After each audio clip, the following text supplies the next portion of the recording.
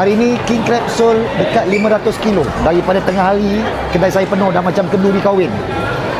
Buka saja, belum buka pintu orang dah datang. Boleh tengok tak daripada sana? Angkat sikit kamera. Full house. Dari sana, dari hujung.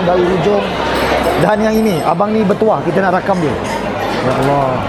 Bang, abang tak perasan saya kat belakang potong ketam Itu apa pasal? Dari mana ni bang? Daripada Kuantan. Daripada Kuantan. Yeah. Macam mana daging kikirap dia power tak? Power.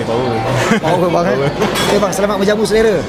Boleh lambai sikit semua orang Kuantan. Ramai orang, ya Allah. Terima kasih yang menyokong saya. Terima kasih juga. Jom kita pergi tanya-tanya meja lain lagi. Abang dah order dah? Dari mana ni?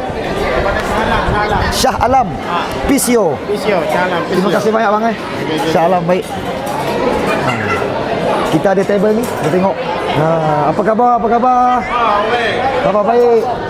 Dari mana ni mak? Dari mana ni kak? Pekan Pahang. Oh, dari Pahang. Macam mana makan kat sini mak? Okey, alhamdulillah. Saya tengok mak makan sampai 2 tangan sekali ya. King crab dia macam mana? Isi penuh tak? Penuh Okey kak, boleh tak tolong panggil orang-orang Pahang yang belum pernah datang sini? Orang-orang Pahang. Suruh bos yang cakap. Bos. Okey bang, macam mana makan dekat sini bang? Alhamdulillah sedap bang Saya lalu abang tak perasan tadi bang Itu dah pasal. Baik, terima kasih banyak kak Makan sedap macam ni Barang sedap, terima kasih bang. Baik, sama. Bang, kita tanya adik ni daripada mana? Dek, dari mana ni? Sebenarnya kami dari Batam. Drop. Terperanjat saya. Terperanjat saya akak ni. Okey bang.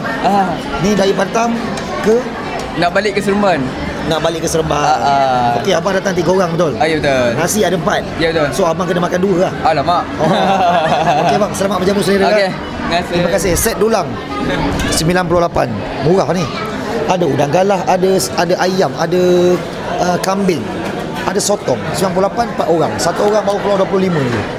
Bukan king crab dia ada So boleh tengok saya punya view dekat sana ramai. Okey guys. Okey. Ini ada berita baik kalau ada mak ayah yang selalu sakit lutut, sakit kaki tak kuat, yang ada gout, ada asam urat, sakit pinggang, sakit migraine, jangan lupa dapatkan ini HW Beauty Herbs. Pastikan ada chop dekat sini dan juga dekat sini dan juga dekat belakang. Barulah ori. Okey, tolong cek sekejap dah follow saya ke belum. Kalau belum follow, tolong share dan tolong komen. Salah ke tidak, seumur hidup sekali makan Alaska King Crab.